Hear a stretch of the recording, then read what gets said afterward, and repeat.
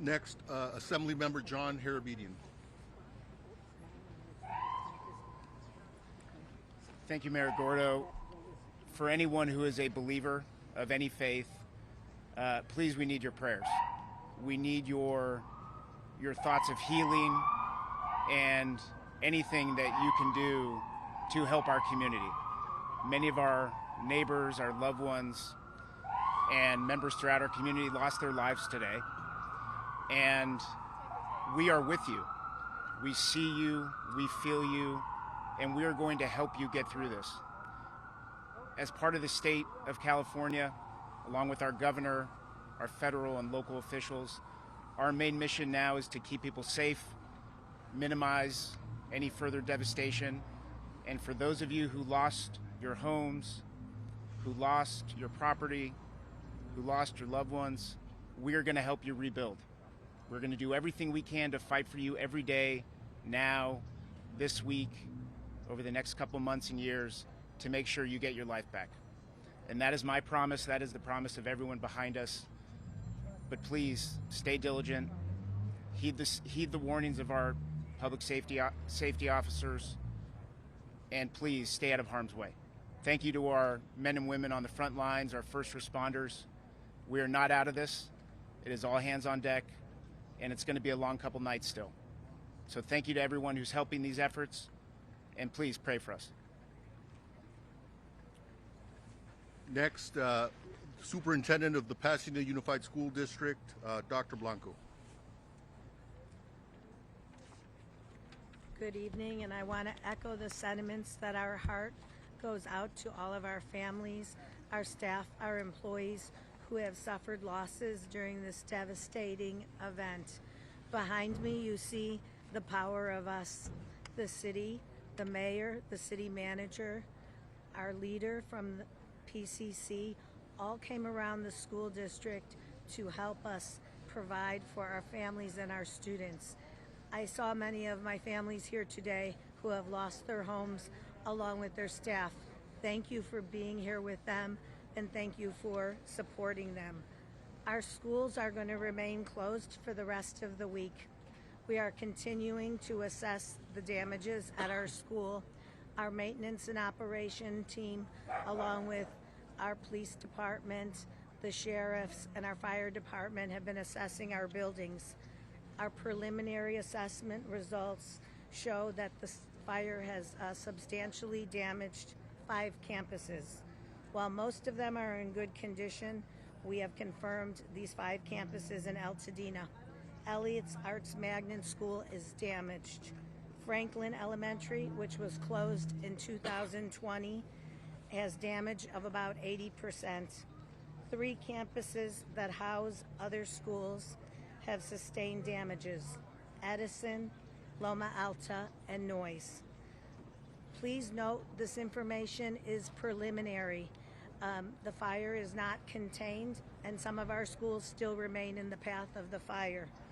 We're working together with our city partners to do everything we can to preserve our schools. Our next steps are recovery. We're planning for recovery as we respond to the emergency, as we know our families are dependent on us. Public education is the bedrock of democracy. We learned that in COVID, and we will be here to help our families and our staff get through what is happening in our city. Thank you. We're deeply grateful for everything that you all have done to help and support us. Next, President of Pasadena City College, Dr. Jose Gomez. Hi, I'm Jose A. Gomez, Jose A. Gomez, Gomez. Over the last 24 hours, our hearts have been broken by what has transpired. We have lost our peace. Although Pasadena City College has sustained minor damage, our hearts and our prayers and our thoughts are with our greater community. We are so grateful at Pasadena City College for the incredible leadership that the city of Pasadena and all of our legislators and all of our elected officials have provided not just to our college, but also to our community. The campus will be closed, and we will not be having classes until next Monday. We will resume regular schedule and classes on Monday, if possible. Of course, it's a very fluid situation. But more importantly than that, we have activated much of our campus community in support of our partners and our greater Pasadena San Gabriel Valley family. Our emergency management response team has been deployed here to the convention center to help the city. We have our nursing staff who will be arriving soon to help our City Department of Public Health, and in partnership with our superintendent of Pasadena Unified School District, Dr. Elizabeth Blanco, we are also serving meals to our PUSD families at Pasadena City College. We are here to help in any way possible, and we of course appreciate all of your support and all of your help. Pasadena and the San Gabriel Valley has been an amazing partner to PCC, and we are here to be an important and critical partner to the communities that we serve. Thank you. Next, from the Humane Society, Dia DeVernit.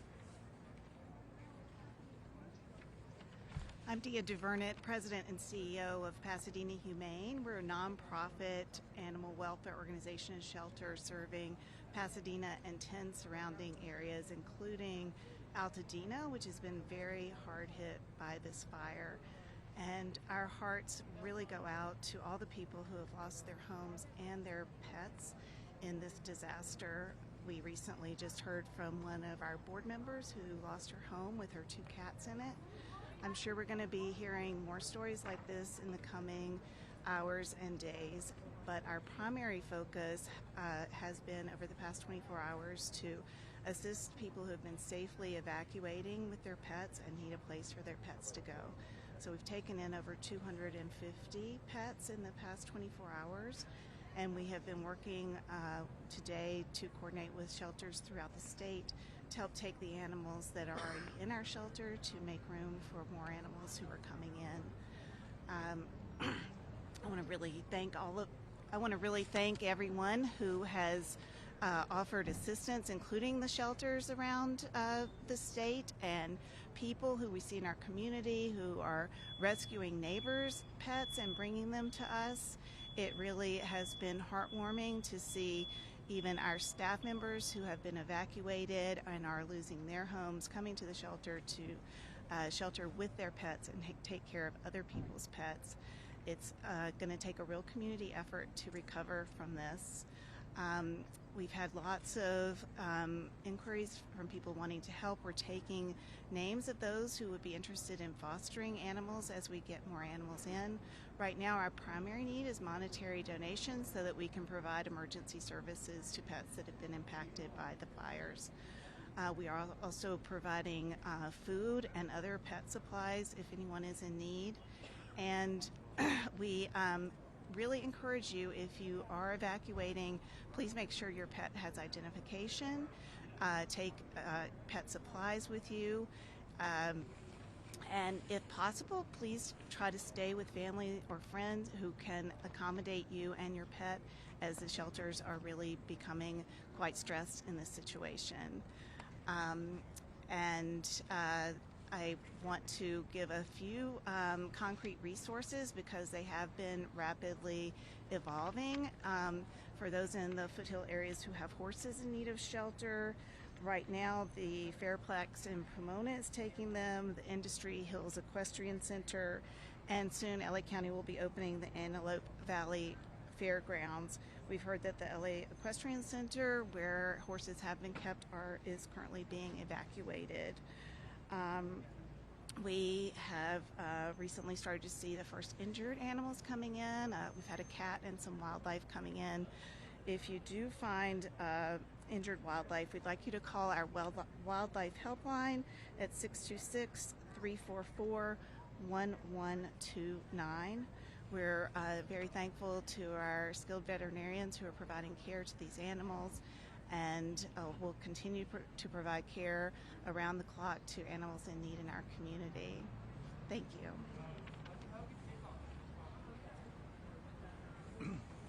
Next, because this is still an active fire with very little, if any, containment, I think it's important to hear from the fire chief, and our fire chief is here with us, Chief Chad Augustine. Good afternoon. My name is Chad Augustine, your Pasadena Fire Chief, ChadAugustin. I'd like to give you a current sit stat on our Eaton fire. We can confirm that the Eaton fire is now over 10,600 acres at 0% containment. I'd be remiss, though, if I didn't highlight some of the heroic actions last night by your public safety, police, and fire, who literally saved lives, pulling people out from burning buildings, getting them out of streets and vehicles where they had no ways to evacuate. Our death count today would be significantly higher without their heroic actions. We currently have 60 strike teams requested and 750 firefighters working on this incident. We're in a unified command with multiple agencies to include Law, LA County Fire, LA County Sheriff, and Angeles National Forest, along with Pasadena Fire. We have strike teams committed from all over the state and as far as Arizona coming to assist us. Multiple structures have been damaged or destroyed as this wind-driven fire had wind gusts of 70+ miles per hour. We had spotting of embers 2 to 3 miles ahead of the fire. I can confirm tonight that we have somewhere between 200 and 500 structures damaged or lost. We really need, as it becomes safe to do so, and we get a better handle on this fire, we need to come in and be able to survey the damage to get an exact total of number of structures that have been damaged or completely lost. We continue to be in red flag conditions, and we expect that to be through Thursday, with variable and high wind speeds, thankfully not as strong as what we saw last night. We are encouraging people to stay updated as the weather can continue to change very rapidly. Please, if we issue an evacuation order, heed our request. Be prepared, have your go bag, and immediately evacuate. Thankfully, the current forecasts allow us today to start getting aircraft in to fight this fire. Since around 10 a.m., we've had aircraft doing water drops. With the goal of limiting the fire spread, we will come behind those water drops with hand crews and fire engines to get a containment line around this fire. We expect, with favorable conditions over the next couple days, to start making good progress on this fire. And with that, I'll turn it over to the police chief. Chief, will you take a question on the statistics and the current situation with you have your firefighters? How are they holding up over the past 22 hours now? Yeah. They're exhausted. We need those reinforcements coming in, but they've done incredible work. Where they've, an example is crews that fought 15 house fires over a 28-hour period. They didn't save any of them, but they prevented 2 or 3 blocks away from burning down. So great work, not just from your Pasadena fire, but throughout this entire region.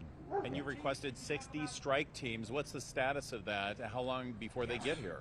Great question. So we have multiple strike teams have arrived. We're in the early 15-ish strike teams, and we expect over the next 24 hours we'll be close to 50. Even some of the Arizona strike teams should be here by this evening. Can you talk about resources being stretched? I know that this morning, looking at some of the fires, there were maybe 1 or 2 firefighters on scene only because it appeared not to have the resources that you're going to stretch to in a minute. Can you talk about that? Yeah, sure. I would be kidding all of you if I said we didn't have resources stretched yesterday, right? It's a rarity that you have 2 major brush fires in LA County like we did yesterday with the Eden Fire in the Palisades, let alone the multiple other fires that we saw. So we had an extreme drawdown from with LA County Fire, and they are our biggest partner. Even with their drawdown, they sent us a lot of resources last night, which was really helpful. It's unfortunate with the wind gusts that we had, up to 70-mile-an-hour winds, they had to ground their aircraft last night. But we really relied on all of LA County to bring us resources, and then with the mutual aid requests from up and down the state. Did that answer your question? Thank you. Chief, you said Inside the fire zone, multiple residents have talked about a lack of water pressure or a lack of water at all in trying to fight fires.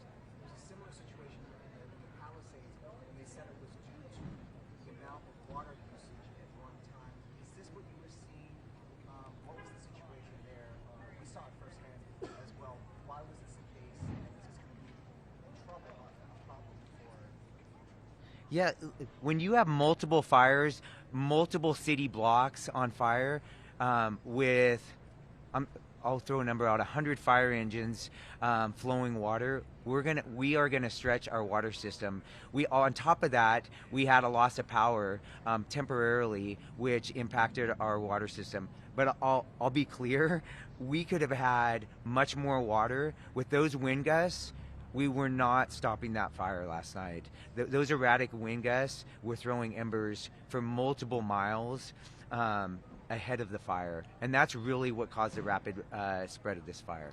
Chief, Specific the fire start, the most specific, because it's a picture taken approximately 6:30 last night, like a transforming fire in around Canyon.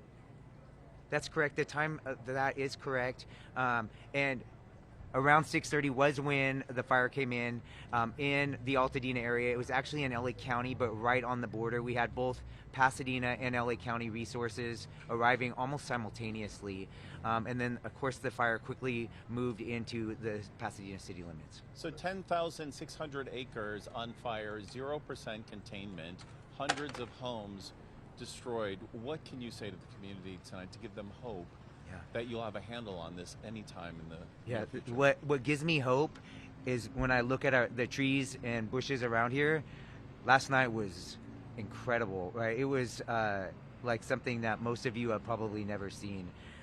Tonight we have very mild wind conditions where we can get aircraft and a ton of additional resources getting their hands around this fire. That's what gives me confidence that we're going to get a handle on this fire. Before, why don't we bring the police chief up, and then then you can ask questions of both chiefs. Can we talk about the cause of the fire and if there are others? We know that there are several fires burning. Are any of these connected, does it look like, to maybe arson? The cause, you're going to love my generic answer, but the cause is under investigation, right? We have multiple fire investigators as well as fire and arson investigators from LA County and local resources investigating that. We need to let them do their good work so that we can come up with an accurate cause and origin. We'll ask the chief to stay here for more questions, but in the meantime, because this also involves a public safety situation and neighborhoods that have been evacuated and homes, the message I want to reiterate is don't even think about it. Don't think about coming to loot any of these properties in Pasadena or Altadena, because the Pasadena Police Department, as well as the LA County Sheriff and resources from the state of California, will be out there patrolling and protecting these neighborhoods. With that, I'll turn it over to our police chief, Eugene Harris, to provide you more facts and details. My name is Gene Harris. I am the police chief for the city of Pasadena. Gene is Gene. Last name is Harris, Harris. Last night at the beginning of this incident, first responders from the city of Pasadena responded to the area of this event primarily on a safety mission. But when they got there, they rapidly found an escalating fire that was growing rapidly with the wind gusts, and it turned into a rescue evacuation scenario. Those first responders acted heroically by going in and either evacuating or rescuing numerous folks that are now housed in this building behind me. It was nothing short of heroic, and as they got there, it rapidly turned into that type of mission. So we had people from our police department, our fire department, certainly reached out into our Area C partners, local, state, and county folks that came to assist, and it took all night to get folks rescued or evacuated from their homes, and that effort was robust in that end. We also reached out beyond our county into other counties. We had some other agencies roll assets to us that could help us solve this problem, and they are still on scene at our command post as we speak. As you heard said, this is an active scenario from a law enforcement perspective. You've heard all of the fire circumstances and issues. I'm going to talk a little bit about what we in law enforcement are doing in this incident. As I said, it started out as a evacuation and rescue mission. It is now going to transition for law enforcement into a protection and community safety mission. And we will be staunch in protecting the community and protecting the homes of those folks who've had to be evacuated. We will have numerous folks in and around the area, upwards of 150 officers at any one time in and around the city handling all of our regular patrol efforts, but certainly focusing on making sure that the homes and the property around the burn area is secure. We will be staunch in that effort. If you have, and this is a message to the community, if you have a righteous reason to be there, declare that reason to law enforcement personnel and we'll assist you. If you don't have a righteous or legal reason to be there, expect to be challenged and we will deal with you accordingly. The idea here is we want to make sure that we protect the people in this community, we protect the sanctity of these people's homes, and we will do that without fail. As you heard the mayor say, don't come here if that is the mission, if that's what you plan to do. You will run into somebody in one of these uniforms and we will take care of that situation. So ensure that we are going to be staunch and very stern about the way that we're conducting this protection mission. I want to end it by simply saying the first responders in this city are second to none. Those partners that responded to help us really stood up, and you've got some really good elements that came out here to support this community and make it safe. So we will have ongoing and sustained operations. There will not be any lessening of operational capability for emergency services.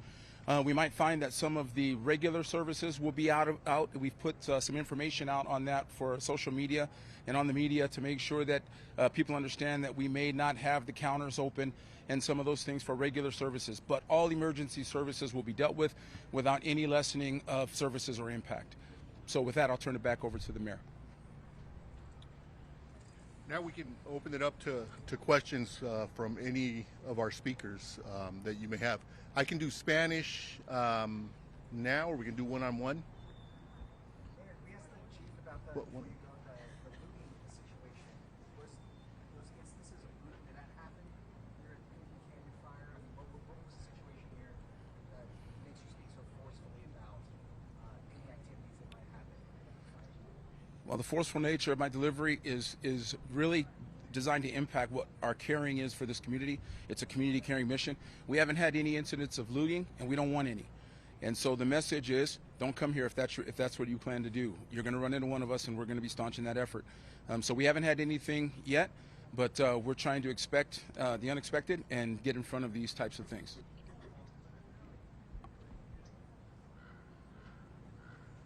Any other questions for Chief Augustine? Chief, there were a number of significant spot fires that broke out not only in the hills but along Lake Avenue, for example.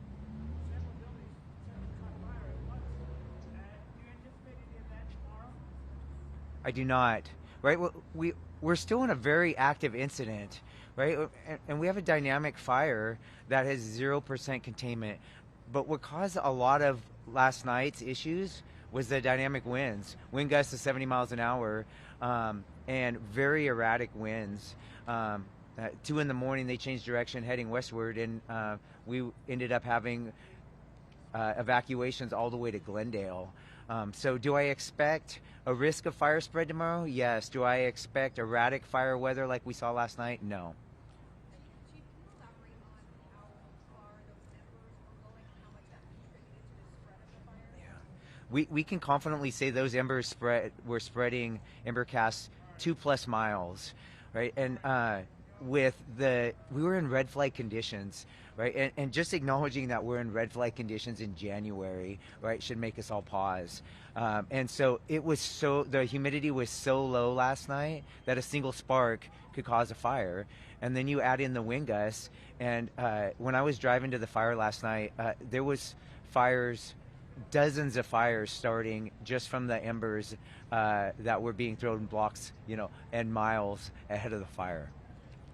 Chief, the owner of the Bunny Museum told us on our air on CBS KCAL 9 that the fire hydrant in front of his museum was dry and that firefighters couldn't get any water out of it.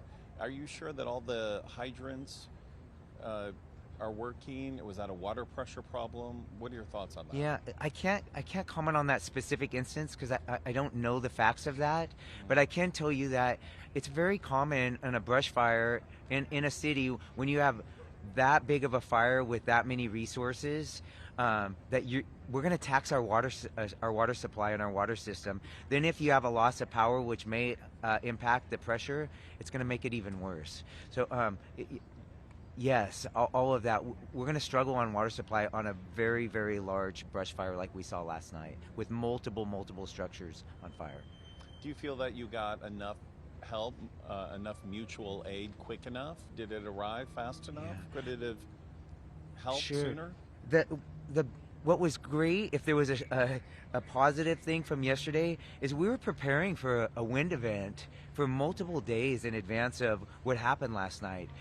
We were preparing for a wind event as well as possible brush fire, but you had augmented staffing all over the county, and which really benefited us because we were able to be nimble, send resources to Palisades Fire early in the day, and they were sending us resources by the evening time.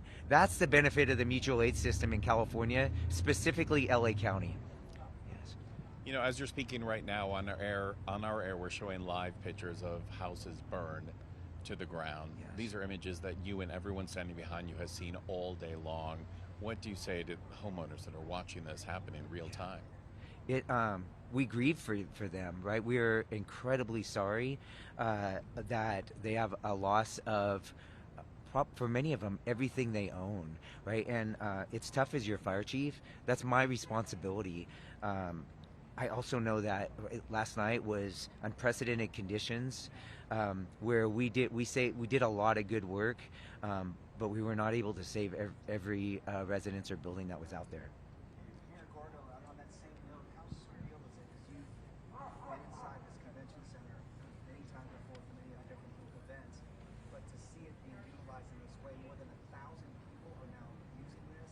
And looking forward, what are some of the biggest needs that you think in the days to come that you will need here for the folks to evacuate? Well, first and foremost, it's very sad to see families dislodged, particularly families that have lost their home and, as the chief says, have lost everything. I think one of the biggest challenges is going to be to transition people who have lost their home into permanent housing. We have hundreds of homes that have been destroyed, and moving people into permanent long-term housing is definitely going to be a challenge, and it's going to be a challenge that we're going to engage the county, the state, and the federal government in. Has there been any contact information, a website or phone number set up for missing persons? So if a family member, if someone in the area was evacuated, but family is out of state or out of county, how do you track down your loved one? Well, the standard 911 will be efficient enough to get us to the numbers that we need to get you. I would suggest that you make that call. To me, that stands to be an emergency, so let's do that. You can also contact our business line, and we can get you to the right people that can guide you in. If you think that your folks are at our evacuation center, which is right here behind us, we have plenty of staff that are here that can help you ID any family members or friends that might be here. Okay, what's the business line? I don't know that off the top of my head, unfortunately, but we can get that on our website.